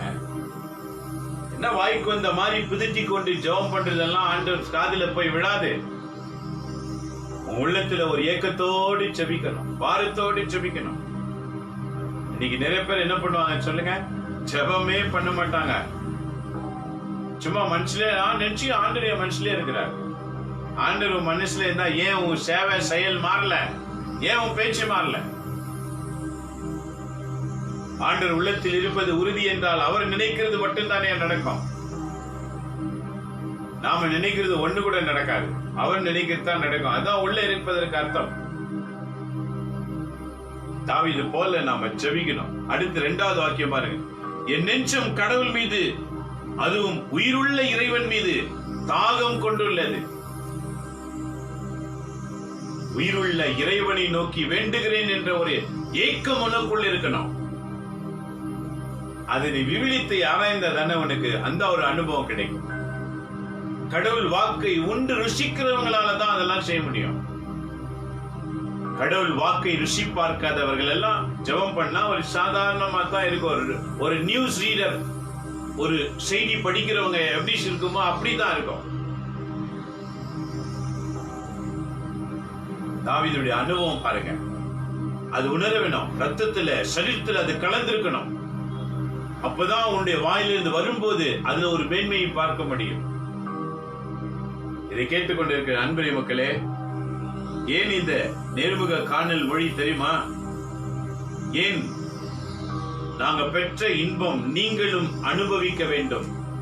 நாங்க சொல்லுகிறத நீங்க அனுபவிக்கணும், நீங்களும் பெருகணும், கிறிஸ்துவுக்குள் பெருகணும். நான் என்ற எண்ணம் அப்படியே கீழே போகணும், கிறிஸ்து என்ற எண்ணம் மேலோங்கணும். அதுதான் தாவீது கற்றுக் கொடுக்கிறார். என் நெஞ்சம் கடவுள் மீது, உயிருள்ள இறைவன் மீது தாகம் கொண்டுள்ளது. எப்போது நான் கடவுள் முன்னிலையில் வந்து நிற்க போகின்றேன். எப்போது நான் கடவுள் முன்னால நிற்குவேன். எப்போ நீங்க நிக்கிறீங்க? ஒரு நாளைக்கு எத்தனை முறை கடவுள் முன்னால நிக்கிறீங்க? கேட்டா நேரம் இருக்காது. இப்படி எல்லாம் வாழ்ந்து விட்டு உனக்கு துன்பம் வந்த உடனே உதவி செஞ்சிடணுமா? ஆகவேதான் இன்றைக்கு பலர் படுத்த படுக்கையில் அப்படி இருக்கிறார்கள். ஏன்? பல வருஷம் கால் நல்லா இருக்கும் போது, உடல் நல்லா இருக்கும் போது ஆண்டவருக்காக வாழ்வது கிடையாது. உடல்ல நோய் வந்த உடனே சொன்ன உடனே இயேசு உதவி பண்ணிடுமா? எப்படி பண்ண முடியும்? எனக்கு சுகம் கொடுத்தா நான் ஆண்டவர் வேலை செய்யறேன், நீ வேணான்னு சொல்லாத ஆண்டவர். எப்படி? நல்ல கல்லன் கெட்ட கல்லன் ரெண்டு பேரும் திருடன்க தான். ரெண்டு பேரும் சேர்ந்து தீர்மானம் பண்ணி தான் அவங்க திருடுனாங்க, எல்லா கொள்ளையும் செஞ்சாங்க, சமமா பங்கிட்டுக்கிட்டாங்க. அப்ப சமமான பாவம் ரெண்டு பேர்கிட்டயும் இருக்குது. ஆனா ஒருத்தனுக்கு மட்டும் நல்ல கல்லன், ஒருத்தனுக்கு கெட்ட கல்லன் பேர் வந்துடுச்சு சாவும் போது. எப்படி? ஆண்டவர் சிலுவையில் அறையப்பட்ட போது ஒருவன் தான் செய்ததை உணர்ந்து பேசினான். இன்னொருவனிடத்தில் என்ன சொன்னான்? நமக்கு இந்த தண்டனை உரியது, நாம் தவறு செய்திருக்கின்றோம், ஆனால் இவர் ஒரு தவறும் செய்யவில்லையே, இவர் ஏன் இப்படி செய்தார்கள் என்று தன்னுடைய தவறை உணர்ந்தான். இன்னொருவன் என்ன செய்தான்? நீர் உண்மையில் மெசியா வென்றால் உன்னையும் காப்பாற்று, என்னையும் காப்பாற்று. ஏன்? அப்பதான் நான் திரும்பவும் திருட முடியும். இந்த இருவரில் யார் ஆண்டவருக்கு பிரியமானார்கள்? தன் பாவத்தை உணர்கின்றவன். இன்றைக்கு உன் மரண படுக்கை மாற்றம் பெற வேண்டும் என்றால், இன்றைக்கு உன் வாழ்க்கை கெடுக்கப்பட்டது சரியாக வேண்டும் என்றால், தரித்திர நிலை மாற வேண்டும் என்றால், தன் வாழ்நாட்களில் நடந்த தவறுகளை நினைத்து வருந்துவது மிக அவசியம். இனி செய்ய மாட்டேன் என்று தீர்மானிப்பது மிக அவசியம். உன் உள்ளம் தீர்மானிக்கிறதை உன் ஆண்டவர் பார்த்துக் கொண்டிருக்கின்றார். ஏனெனில் அவர் நம்முடைய உள்ளங்களை பார்க்கின்ற கடவுள். நாம் தீர்மானிக்கிறது சரியா தவறா என்று கவனித்து நம்மை எப்படி ஆஸ்வதிக்க வேண்டும் என்று அவர் தீர்மானம் கொண்டு ஆஸ்வதிப்பார். ஆகிய நண்பரி மக்களே, ஒருவேளை இந்த திருடனை போல வாழ்க்கை வாழ்ந்திருக்கலாம். குர்சியில் ஆக்கப்படும் போது, ஆண்டவரை நோக்கும் போது தவறை உணர்ந்து விட்டால் போதும். நம்முடைய தவறுகளை உணர்ந்தால் ஆசீர்வாதம் கேட்க வேண்டிய அவசியம் இல்லை, அது தானா தேடி வரும். இதுதான் தாவீது உரைக்கின்றார். பாருங்க எவ்வளவு அழகான வாக்கு. உள்ளிருந்து நான் கடவுள் முன் நிற்பேன். யார் நிப்பாங்க?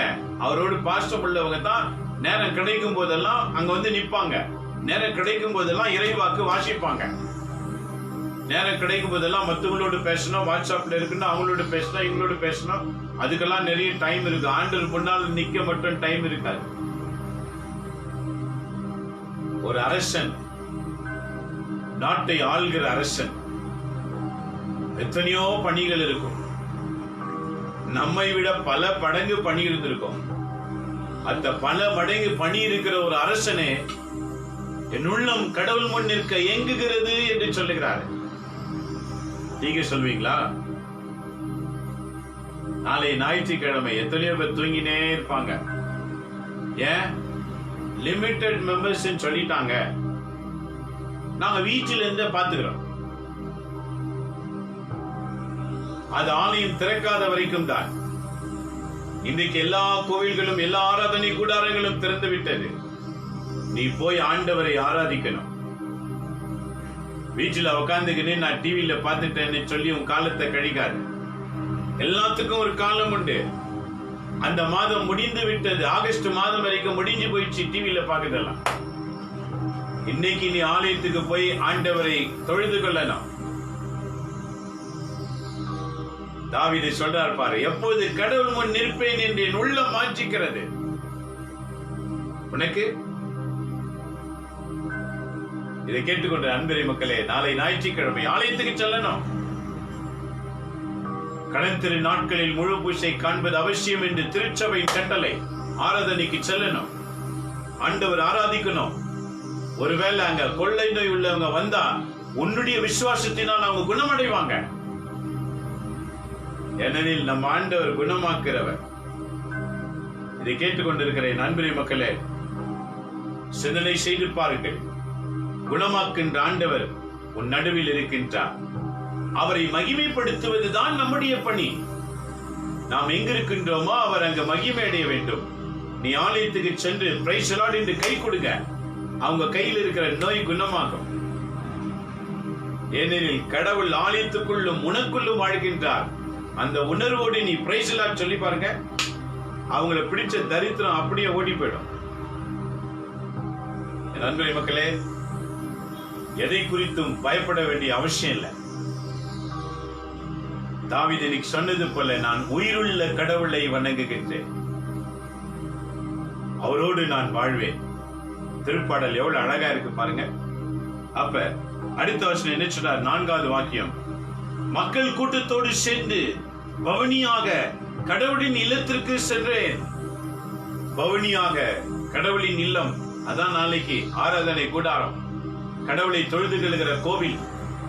பவனியாக செல்வேன், ஆர்ப்பரிப்பும் நன்றி பாடல்களும் முழங்க விழா கொண்டு கூட்டத்தில் நடந்தேனே. இவற்றையெல்லாம் நான் நினைக்கும் போது என் உள்ளம் எவ்வளவு மகிழ்ச்சி அடைகிறது. என் அன்பே மக்களே,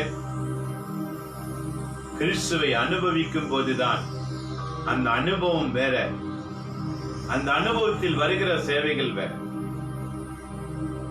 நீங்க சாதாரண கிறிஸ்தவங்களா இல்ல கிறிஸ்துவுக்காகவே வாழ வந்தவர்களா? பெயரளவிலே வாழ்கிறீர்களா அல்லது கிறிஸ்துவுக்காக வாழ்கிறீர்களா? அர்ப்பணிப்போம், ஜெபிப்போம். கண்களை மூடி சற்று உள்ளத்தை ஆராய்ந்து பார். ஆண்டவரிடத்தில் ஒப்புக்கொடு.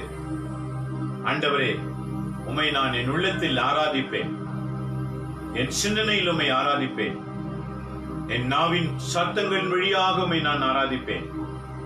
என் உள்ளமெல்லாம் உன்னை எதிர்நோக்கி கொண்டிருக்கிறது, எனக்குள் வாருமே என்று ஜெபிப்போமா?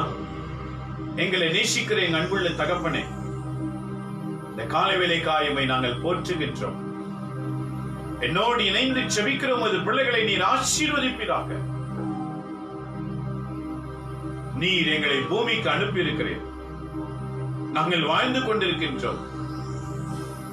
அறியாமையினால் செய்த தவறுகளை எங்கள் ஆண்டவர் எங்களை மன்னிக்கும்படிக்காக நாங்கள் ஜெபிக்கிறோம். பல நேரங்களில் அறிந்தும் நாங்கள் தவறு செய்திருக்கிறோம். அவைகளையும் சேர்த்து மன்னிப்பீராக. இன்று முதல் ஒரு நல்ல கிறிஸ்தவர்களாக, உம்முடைய வார்த்தைக்கு ஏற்ற வாழ்க்கையை வாழ்ந்து மடிகிற கிறிஸ்தவர்களாக, பவுலை போல நான் வாழ்ந்தாலும் கிறிஸ்துவுக்கு, நான் பணி செய்தாலும் அவர் பெயர் மகிழ்ச்சிக்கு, நான் இறந்தாலும் அவரோடு சேர்வேன், அந்த ஒரு எதிர்நோக்கு கொண்டுள்ள கிறிஸ்தவருடைய உள்ளத்திலே புகுட்டும்படிக்காக ஜெபிக்கிறேன். அது இரத்தத்திலும் நரம்புகளிலும் சதைகளிலும் கலந்திருப்பதாக. அவை சிந்தனை முழுவதும் உம்முடைய பெயர் ஒன்றே பொறிக்கப்படும்படிக்காக ஜெபிக்கின்றோம். ஆசீர்வதிங்கப்பா. என்னோடு ஜெபிக்கிற ஒவ்வொருவரையும் ஆசீர்வதிங்க. உம்மோடு பேசுவதற்கு ஒரு பேராவல் கொண்டுள்ள உள்ளங்களை எழுப்புங்க ஆண்டவரே. நாளை ஞாயிற்றுக்கிழமை உம்மை தொழுது கொள்கிற நாட்கள். உமது பிள்ளைகள் அனைவரும் உம்மை தொழுது கொள்வார்களாக. சோம்பேறிகளாக வீட்டிலே துறங்கிக் கொண்டு தேவையற்ற செயல்களை செய்யாமல் நாளை தினம் ஆண்டவரோடு ஆராதிக்க வேண்டும் என்று பயணிக்கிற நல்ல கிறிஸ்தவர்களாய் இன்றைக்கே நீங்க எழுப்பும்படிக்காக நாங்கள் ஜெபிக்கின்றோம். திருப்பலியில் கலந்து கொள்ளும் போதும், ஆராதனையில் கலந்து கொள்ளும் போதும், உடைய வாக்குகளை தியானிக்கிற பொழுதும் உமது பிள்ளைகள் மூழ்குவார்களாக. தூய ஆவியின் அனுபவத்தினால் மூழ்குவார்களாக. நாளை தினத்தில் எத்தனை ஆலயங்களில் ஆராதனைகள் இருக்கிறதோ அத்தனையும் ஆசீர்வதிக்கும்படிக்காக ஜெபிக்கிறோம். உம்முடைய குணமளிக்கும் வல்லமை ஆலயங்களில் இறங்கட்டும் ஆண்டவரே. இன்றைக்கே நாங்கள் ஜெபிக்கிற ஆண்டவரே, நாளை தினத்தில் குணமளிக்கிற வல்லமைகள் ஆலயங்களில் எழும்புவதாக. யார் யார் எந்த நிலையிலே வந்து உமக்கு முன் நின்றாலும் அவர்களை நீர் குணமாக்கி அனுப்பும் ஆண்டவரே. எழுப்புதலின் தீ பற்றி எரியப்படுவதாக. நீ சொன்னீர் அல்லவா, அக்கினி போட வந்தேன், அது இப்போதே பற்றி எரியும் என்று. ஒவ்வொரு ஆலயத்தின் மேலும், ஒவ்வொரு கிறிஸ்தவ வீட்டின் மேலும் உம்முடைய அக்கினி போடுவீராக. தீமைகளை சுட்டெரித்து நன்மைகளை செய்கிற ஆற்றல் கொண்ட ஆவல் ஒவ்வொரு உள்ளத்திலும் நீர் பொழியும்படிக்காக வேண்டுகிறோம். காத்துக்கொள்ளும் ஆண்டவரே, என்னோடு ஜெபிக்கிற ஒவ்வொருவரையும் ஆசீர்வதியும். இதை பார்த்துக் கொண்டிருக்கிற ஒவ்வொருவரையும் ஆசீர்வதியும். நன்மை செய்யவும், நல்லது பேசவும், எல்லாருடைய செயல்கள் மாற்றம் பெறட்டும். உண்மையாய் வாழவும், உண்மைக்கு சான்று பகரவும் ஆசீர்வதியும் ஆண்டவரே. ஒவ்வொருடைய நோக்கம் எல்லாம், இந்த நிகழ்ச்சியை பார்க்கிற எல்லார் நோக்கமும் உண்மைக்கு சான்று பகர வேண்டும் என்ற எண்ணத்தை உள்ளத்திலே நீர் அதிகரிக்க பண்ணும்படிக்காக செபிக்கிறோம். வேலை செய்கிற இடத்திலும், வீட்டிலும், வெளியிலும், பயணிக்கும் போதும் நீர் கூட இருந்து பயன்படுத்துவீராக. ஆசீர்வதிங்க ராஜா. இந்திய நாட்டிலே இந்த ஜெபத்தில் கலந்து கொண்ட ஒவ்வொருவருக்காக நாங்கள் செபிக்கிறோம். கர்நாடகம், தமிழ்நாடு, கேரளா என்று மும்பையில் இருந்து சிலர் பார்த்துக் கொண்டிருக்கிறார்கள். ஹைதராபாத், ஆண்டவரே நீங்க ஆசீர்வதிப்பீராக. இந்திய நாட்டு தலைவர்களையும், இந்திய அரசியல்களையும், இந்திய அரசாங்கத்தையும் உடைய பாதத்திலே நாங்கள் அர்ப்பணிக்கிறோம். காவல்துறை அர்ப்பணிக்கிறோம். Police, doctors, nurses, lawyers, Lord, we surrender each and every one to you, God. The Prime Minister, Chief Minister, Ministers, MLAs, MPs, Councillors, we remember, Lord Jesus, they are selected to do the good things to the people, Lord. Pour your Spirit upon them. Bless them abundantly to do good, Lord Jesus. We pray for each and every one, Lord. We pray for the nation throughout the world. We remember all the nation leaders. Bless abundantly, Lord. Bless, Lord Jesus. Each and every nation we bring to you. The Asian countries, the Europe countries, Lord, the Arab countries. We bring to you, God. Pour out your Spirit wherever your people are. Raise them to build your kingdom, Lord. We remember each and every one to you, God. Throughout the world, we surrender all the Christians to you. Not even one wicked, Lord Jesus. Change all the wickedness from the Christian's family, Lord. Release from the demons, Lord. Release from the devil. Give the deliverance right now. And utilize them in mighty way, Lord Jesus. According to today's gospel. I surrender everyone to you, God. அனைவரையும் நீர் ஆசீர்வதிங்க ஆண்டவரே. நாளை தினத்துல ஆராதனை நடத்துகிற ஒவ்வொருவருக்காக நாங்கள் செபிக்கிறோம். திருப்பலி நடத்துகிற குருக்களுக்காக செபிக்கிறோம். ஆராதனை நடத்துகிற பாஸ்டர்களுக்காக செபிக்கிறோம். ஆண்டவரே, இவர்கள் உள்ளத்திலே நீ நுழைந்து மந்தையை சரியான வழியில் நடத்துகிற பரிசுத்த ஆவியால் நிரப்பி அவர்கள் வழியாய் செயலாற்றுமாறு நாங்கள் செபிக்கிறோம். நீ செய்கிறமைக்காக நன்றி ஆண்டவரே. ஆண்டவரே, திருச்சபை நடத்துகிற எல்லா தலைவர்களையும் நாளை தினத்தில் விசேஷமாக உம்முடைய ஆவியால் நிரப்பும். God, we surrender each and every priest, pastors, who are all running the church. Bless them, Lord Jesus. Tomorrow going to do the service. Utilize them in mighty way, Lord. Start preparing from right now. Bless, Lord Jesus. We surrender to you. இவெல்லாம் எங்கள் ஆண்டவர் இயேசுவின் பெயரால் வேண்டி உமது ஆசீர்வாதத்தை நாங்கள் அனைவருமே பெற்றுக் கொள்கிறோம். எங்கள் நல்ல பிதாவே, ஆமென், ஆமென், ஆமென். இயேசுவில் அன்பான இறைமக்களே, கேட்டதை மறந்துடாதீங்க. இன்றைய வாசகம் திரும்ப சொல்றேன், எல்லாரும் எழுதி வச்சுக்கோங்க, மறுபடியும் படிங்க. இன்றைய வாசகங்கள், முதல் வாசகம் பிலிப்பியர் முதல் அதிகாரம் 18 26. Philippians chapter 1 verses 18 to 26. Response, பதிலுரை பாடல், திருப்பாடல், சாம்ஸ், சங்கீத புத்தகம் 42 1 முதல் 4. Psalms 42 verses 1 to 4. Gospel, today's gospel, நற்செய்தி வாசகம், லூக்கா நற்செய்தி 14ஆம் அதிகாரம் 1 மற்றும் 7 முதல் 11. St. Luke chapter 14 verse 1 and 7 to 11. மீண்டும் படிங்க, மறுபடியும் எடுத்து வாசிங்க. கேட்டதை நிறுத்திடாதீங்க. குடும்பமா படிங்க. வீட்டில் இருக்கிற அத்தனை பேரும் ஒரு வாசகத்தை படிங்க, படிக்க வைங்க. ஒவ்வொரு நாளும் படிங்க. இதுதான் உங்களையும் உங்க வீட்டாரையும் காக்கும். உங்க பிள்ளைங்க எங்க போனாலும் அதை காக்கும். நீங்க காக்கப்படுவீர்கள். ஆகவே தினந்தோறும் படிங்க. இறைவன் உங்களை ஆசீர்வதிப்பார். மீண்டும் நாளை ஞாயிற்றுக்கிழமை அனைவரும் காலமே கடவுளை தொழுது கொள்ள ஆலயங்களுக்கு செல்லுங்க. உள்ளத்துல ஒரு வைராக்கியத்தோடு செல்லுங்க. என் பக்கத்துல யார் உட்கார்ந்தாலும் அவங்க குணமடையணும் சாமின்னு ஜெபம் பண்ணிட்டு போங்க. என் பக்கத்துல இருக்கிறவங்களுக்கு என்ன பிரச்சனை இருந்தாலும் அவங்க சரியாகணும், நான் ஜெபிக்கிறேன் பான்னு போய் ஆலயத்துல உட்கார்ந்து ஆண்டவரை தரிசித்து உன் அக்கம் பக்கம் இருக்கிறவங்களுக்காக ஜெபம் பண்ணு. முன்னால பின்னால இருக்கிறவங்களுக்கெல்லாம் ஜெபம் பண்ணு. ஆண்டவர் உன்ன வழியாக அங்க மகிமை அடைவார். நாளை தினத்துல ஆலயத்துல வழிபடுகிற நாள் எல்லாரும் பயணிக்கணும். யாரும் வீட்டுல தூங்கி இருக்க கூடாது. எல்லாரும் ஆலயத்துக்கு சென்று ஆண்டவரை வழிபடணும். இரண்டாவது, நாளை மாலை இந்த நிகழ்ச்சி எங்கள் வழியாக உங்களுக்கு தெரிவிக்கப்படும். நாளை மாலை 6 மணிக்கு வாலிபர்களுக்கு முதல் செய்தி. வாலிபர்களுக்கு உங்க வீட்டில் இருக்கிற வாலி பிள்ளைகள் எல்லாம் நிக்க வைங்க. என்னுடைய பிள்ளைகள் வாலி பிள்ளைகளுக்கு விசேஷமான பாடல்களும் செய்திகளும், அதை தொடர்ந்து பெரியவர்களுக்கு செய்தி.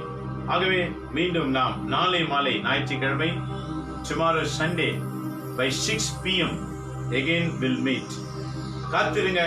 இறைவன் உங்களை ஆசீர்வதிப்பாராக. இந்த செய்தி யூடியூப்ல இருக்கிறது. டாக்டர் பிலிப் மரியான் அப்படின்னு டைப் பண்ணீங்கன்னா நிறைய வீடியோஸ் வரும். அப்படி எல்லாருக்கும் ஷேர் பண்ணுங்க. யாருக்கெல்லாம் சென்று ஆண்டவர் தெரிந்து கொள்கிறாரோ அத்தனை பேரும் தெரிந்து கொள்ளப்படட்டும். இறைவன் தாமே உங்கள் அனைவரையும் ஆசீர்வதித்து உங்களை எல்லா இடத்திலும் உயர்த்துவாராக. எல்லாம் வல்ல இறைவன் தந்தை, மகன், தூய ஆவியின் பெயராலே ஆமென். ஆமென்.